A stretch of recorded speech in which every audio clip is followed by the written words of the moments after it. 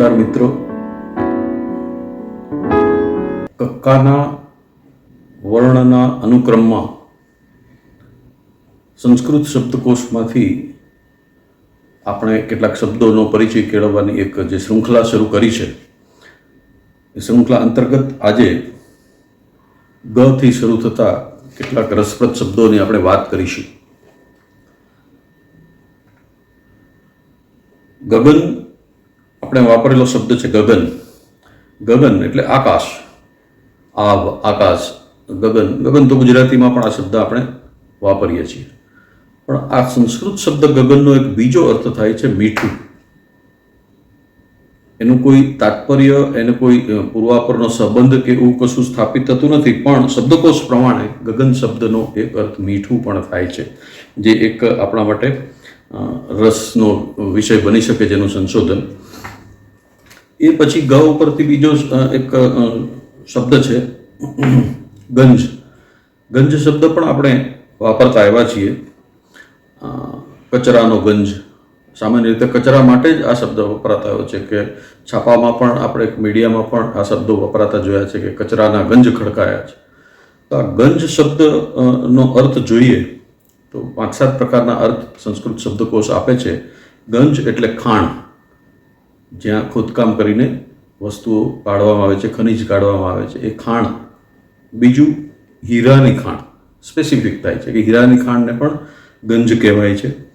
ગાયને રાખવાની જગ્યાને પણ ગંજ કહેવાય છે. ગોવાળિયાનું રહેઠાણ, ગાયોના જે રખેવાળ છે એનું રહેઠાણ છે, એને પણ ગંજ કહેવાય છે. ખજાનો, એ શબ્દ પણ ગંજનો જ અર્થ છે. દ્રવ્યાગાર, ખજાનો જે કહીએ આપણે, એ શબ્દ પણ ગંજનો જ અર્થ છે. ધાન્ય વેચવાની જગ્યા, કિસાનગંજ શબ્દ, હિન્દીમાં ગંજ શબ્દ, જે ગુજરાતીમાં પીઠ શબ્દ પણ વપરાય છે, દાણા પીઠ, જે બહુ પ્રખ્યાત શબ્દ છે. એ પ્રમાણે ધાન્ય વેચવાની જગ્યા અથવા અનાજ વેચવાની પીઠ માટે પણ ગંજ શબ્દ વપરાય છે. એવી જ રીતે કોઈ પછાત વ્યક્તિ, પામર વ્યક્તિનું ઘર માટે પણ ગંજ શબ્દ વપરાય છે. અને સૌથી નવાઈનો અર્થ એક એ નીકળે છે શબ્દકોશ પ્રમાણે ગંજમાંથી, કે ગંજનો એક અર્થ થાય છે મદ્ય, દારૂનું વાસણ, એને પણ ગંજ કહેવામાં આવે છે. તો આ એટલા બધા ગંજ શબ્દના અર્થો છે કે કચરા માટે જ આપણે ગંજ શબ્દ વાપરીએ એ થોડો આપણે ગંજ શબ્દને અન્યાય કરી રહ્યા છીએ. બીજો એક શબ્દ આપણે વાપરતા હોઈએ છીએ, ખાસ કરીને આપણા ગ્રામીણ વિસ્તારોમાં આ શબ્દ વપરાતો હોય છે, ગળગુમડ. શરીર પર થતા ગુમડાની સાથે ગળગુમડ શબ્દ પણ આપણે ત્યાં પ્રચલિત શબ્દ છે. પણ આ ગળ શબ્દ છે એ ગાલ ઉપર થતા ચામડીના રોગો માટે જ વાપરવાનો અર્થ આપણને સંસ્કૃત શબ્દકોશ આપે છે. એટલે કે ગળ એટલે ગંડમાળ, જે ગળાનો જે આખો છે એ ગંડમાળના કોઈ પણ રોગ માટે ગડ શબ્દ વપરાય છે. બીજો એક શબ્દ છે, અને જે ઘણી જગ્યાએ આપણે કંઈ અંગ્રેજીનું હિન્દી કરવાનો, ખાસ કરીને કાર્યાલયોમાં, ઓફિસીસમાં જે હિન્દી કરવાનો એક આદેશ હોય છે, એમાં વાપરવામાં આવે છે. ક્લાર્ક શબ્દ માટે આપણે ગણક શબ્દ, લિપિક, ગણક એવો શબ્દ ક્યાંક ક્યાંક વાંચવા મળે છે.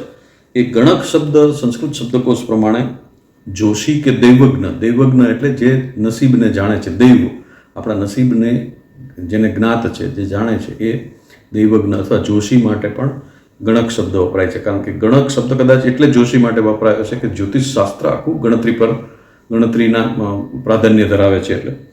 અને હિસાબ વગેરે ગણનાર મનુષ્ય માટે પણ ગણક શબ્દ વપરાય છે. તો આ ગણક શબ્દનો એક નવો અર્થ પણ ધ્યાનમાં આવે છે. એ ઉપરાંત આપણે ત્યાં કોઈ અંધ વ્યક્તિ માટે એક સરસ શબ્દ છે, પ્રજ્ઞાચક્ષુ શબ્દ આપણે વાપરતા હોઈએ છીએ, કે જેમની પ્રજ્ઞા, જેમની બુદ્ધિ જ એમના ચક્ષુ છે, એવી વ્યક્તિઓ. તો આ પ્રજ્ઞાચક્ષુઓ માટે પણ એક બહુ સરસ શબ્દ સંસ્કૃતમાં આવ્યો છે.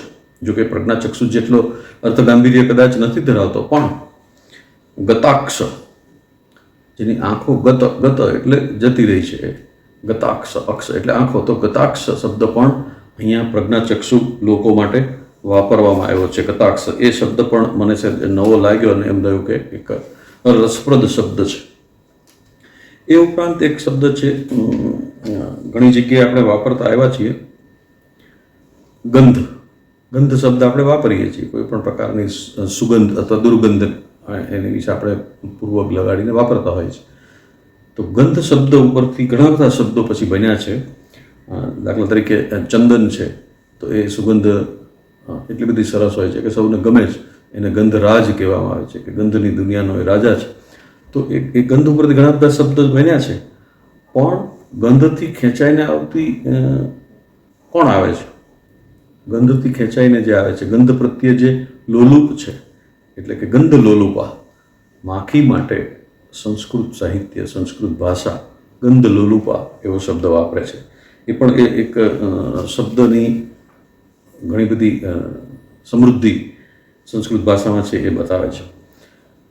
એવો જ એક બીજો શબ્દ ગ ઉપરથી છે, આપણે ત્યાં વાપરીએ પણ છીએ, અને ખાસ કરીને સાહિત્યમાં, ગીતોમાં, હિન્દી ગીતોમાં અને ગુજરાતી ગીતોમાં પણ. ગાગર, સુરેશ દલાલ લખે, મારી ગાગર ઉપાડો તો હું જાણું કે શ્યામ તમે ઊંચક્યો તો પાડે, ને એ ગાગર.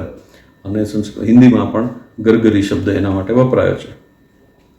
તો એ ગરગર શબ્દ છે, એ ગરગર શબ્દના પાછા 2-3 અર્થ થાય છે. યુવાન અવસ્થાના પશુ માટે પણ ગરગર શબ્દ વપરાય છે. એક જાતનું માછલી માટે પણ ગરગર શબ્દ વપરાય છે. અને દહીં વલોવાના પાત્ર માટે પણ ગરગર શબ્દ વપરાય છે. અને ગાગર, જે એના ઉપરથી અપભ્રંશ થઈને આપણે યુઝ કરીએ છીએ, આપણે વાપરીએ છીએ, એ ગાગર માટે પણ સંસ્કૃતમાં ગરગર શબ્દ છે. ગુજરાતીમાં આપણે બીજો શબ્દ વાપરીએ છીએ, ગર્વ. તો ગર્વ શબ્દ પણ સંસ્કૃતમાં એ જ અર્થમાં, અહંકારના અર્થમાં જ વપરાય છે. પણ એની સાથે સાથે એક ગર્ભ, વની જગ્યાએ બ વપરાય છે, ગર્ભ. એ પણ અહંકાર કે મગરૂરી માટે વપરાય છે. કારણ કે સંસ્કૃત ભાષાનો ઉપયોગ કરનાર વિશાળ ભૂભાગના કોઈક ભૂભાગમાં આજે પણ ક્યાંક વની જગ્યાએ બ, બંગાળ કે એ બાજુના પ્રદેશોમાં વપરાય છે. તો એટલે કદાચ આ શબ્દ ગર્વની જેમ ગર્ભ પણ એક જ અર્થમાં સામેલ થયો છે ભાષામાં, એવું લાગે છે. એ સિવાય ગ ઉપરથી ભગવદ્ ગીતામાં અર્જુન કહે છે, સિદ્ધંતી મમ ગાત્રાણી, મારા ગાત્રો શિથિલ થયા છે. એ ગાત્ર શબ્દ સંસ્કૃત છે, અને એ ગાત્ર શબ્દનો અર્થ થાય છે શરીર. એટલે શરીર શબ્દ ગાત્રનો એક અર્થ શરીર પણ છે. હવે એની સાથે એક બહુ સરસ શબ્દ મળ્યો કે આપણે જેને રૂવાટા કહીએ છીએ, રૂવાટી અથવા રૂવાડા અથવા રૂવાટા, જુદા જુદા આ પ્રદેશોમાં જુદો જુદો શબ્દ વાપરવામાં આવે છે. પણ આપણા શરીર ઉપરના સૂક્ષ્મ વાળ માટે જે શબ્દ આપણે રૂવાટી શબ્દ વાપરીએ છીએ, એના માટે સંસ્કૃતમાં છે, જો ગાત્ર એટલે શરીર હોય તો ગાત્ર રૂહ, એવો સરસ શબ્દ રૂવાટી માટે પણ સંસ્કૃત ભાષા આપણને આપે છે. એ સિવાય એક આપણે બહુ પ્રચલિત શબ્દ છે ગૃહ. આપણા ઘર માટે ગૃહ શબ્દ, જે મૂળભૂત રીતે સંસ્કૃતનો શબ્દ છે. પણ એમાંથી મને ગૃહ ઉપરથી બનતા ઘણા બધા શબ્દોમાં મને એક સરસ શબ્દ મળ્યો છે. ગૃહને એક માણસ તરીકે, એક અસ્તિત્વ તરીકે, એક જીવિત તત્વ તરીકે જો તમે વિચારો તો એની આંખ કઈ હોઈ શકે? તો બારી એ કોઈ પણ ઘરની આંખ છે. અને એટલે બારી માટે સંસ્કૃતમાં શબ્દ છે ગૃહાક્ષ, ગૃહસ્ય અક્ષ, ઘરની આંખ. એટલે બહુ સરસ શબ્દ મને. અને એની સાથે સાથે હવે એક બીજો પણ શબ્દ કહું કે આપણે જેને બાલ્કની, હવે નવા ફ્લેટના કલ્ચરમાં આપણે બાલ્કની શબ્દ વાપરીએ છીએ, અને જૂની આપણી ભાષામાં અને ગામડાઓમાં એક રવેશ શબ્દ વપરાતો હતો. એના માટે મહિલાઓને બેસવા માટેનો જે ગોખ હતો, પ્રદાનશીલ મહિલાઓ માટે પણ, એને માટે સંસ્કૃતમાં શબ્દ હતો ગવાક્ષ. તો અહીં ગૃહાક્ષની સાથે સાથે ગવાક્ષ શબ્દ પણ આપણે યાદ કરીએ. એ સિવાય એક બહુ સરસ શબ્દ મને મળ્યો છે ગોત્ર. આપણે ગોત્ર જાણીએ છીએ, ગોત્ર શબ્દ તે આપણે સૌ ગુજરાતીમાં પણ પરિચિત છીએ જ, પણ એના કેટલા બધા અર્થો છે. ગોત્ર એટલે આપણે માનીએ છીએ કે આપણે જે ગોત્રમાં અથવા જે ડીએનએ, જે ઋષિના ડીએનએ આપણે ધરાવીએ છીએ, આપણું ગોત્ર છે, એવી એક આપણી સામાન્ય સમજ છે. પણ ગોત્રના અર્થો ઘણા બધા છે, એટલે મને આ શબ્દ આપની સાથે વહેંચવાની ઈચ્છા થઈ. ગોત્ર એટલે નામ, ગોત્ર એટલે વન, જંગલ, ખેતર પણ એક અર્થ છે. રસ્તો કે માર્ગ માટે પણ ગોત્ર શબ્દ વપરાય છે. છત્ર, રાજાઓને અપાતા છત્ર માટે પણ કે દેવતાઓને અપાતા છત્ર માટે પણ ગોત્ર શબ્દ વપરાય છે. પુત્ર, પૌત્ર વગેરે વંશ માટે પણ ગોત્ર શબ્દ વપરાય છે, જે આપણે જાણીએ છીએ. અને વંશનો મૂળ સ્વરૂપ, મૂળ પુરુષ જે ઋષિ હોય છે, દાખલા તરીકે વશિષ્ઠ ઋષિની કુળ પરંપરામાં જે કોઈ પરિવારો આવ્યા એ બધા જ પરિવારોનું એક ગોત્ર વશિષ્ઠ ગોત્ર ગણાતું હોય, એ અર્થમાં પણ ગોત્ર શબ્દ વપરાય છે. ગોત્ર શબ્દ દ્રવ્ય માટે પણ વપરાય છે. સત્ય વચન, એ સત્ય વચન માટે પણ ગોત્ર શબ્દ વપરાય છે. અને ગાત્ર ઉપરથી બનેલો શબ્દ ગોત્ર હોઈને એને શરીર કે દેહ માટે પણ વાપરવામાં આવે છે. અને એ સાથે સાથે વૃદ્ધિ, વધારો, વૃદ્ધિ માટે પણ ગોત્ર શબ્દ સંસ્કૃતમાં વાપરવામાં આવે છે. અને આબાદી એટલે કે પોપ્યુલેશન માટે પણ ગોત્ર શબ્દ સંસ્કૃતમાં વપરાય છે. ગૌ અર્થ તો અનેક શબ્દો છે અને બધા જ શબ્દો એટલા બધા રસપ્રદ લાગે એવા છે. દાખલા તરીકે આપણે ગુજરાતીમાં વાપરીએ છીએ ગ્રંથ. ગ્રંથ એટલે આપણા માટે એક પુસ્તક છે. દળદાર પુસ્તક માટે આપણે ગ્રંથ શબ્દ વાપરતા હોઈએ છીએ. પણ સાથે સાથે ગ્રંથિ શબ્દ પણ આપણે વાપરતા હોઈએ છીએ. ગ્રંથિ શબ્દ ઉપરથી આપણે ત્યાં ગુજરાતીમાં શબ્દ આવ્યો છે ગાંઠ. મનમાં કોઈ ગ્રંથિ બાંધવી નહીં, એટલે મનમાં કોઈ એક નક્કી કરી લેવું નહીં, કોઈ ગાંઠ બાંધવી નહીં, એ અર્થમાં પણ આપણે ગ્રંથિ શબ્દને વાપરતા આવ્યા છે. હવે ગ્રંથ શબ્દનો અર્થ શબ્દકોશ શું કહે છે? ગ્રંથ એટલે ગદ્ય પદ્યાત્મક પુસ્તક, જે આપણે માનીએ છીએ એ અર્થ. બીજું છે દ્રવ્ય, દોલત કે મિલકત, એના માટે પણ ગ્રંથ શબ્દ વપરાય છે. અને ગૂંથવું કે ગંઠવું, એના માટે પણ ગ્રંથ શબ્દ વપરાય છે. અને એના ઉપરથી ગ્રંથ એટલે પુસ્તક, એ અર્થમાં જો જોઈએ તો પુસ્તકાલય માટે સંસ્કૃતમાં એક એવો શબ્દ ગ્રંથ કુટીર એવો શબ્દ સરસ મજાનો મળે છે.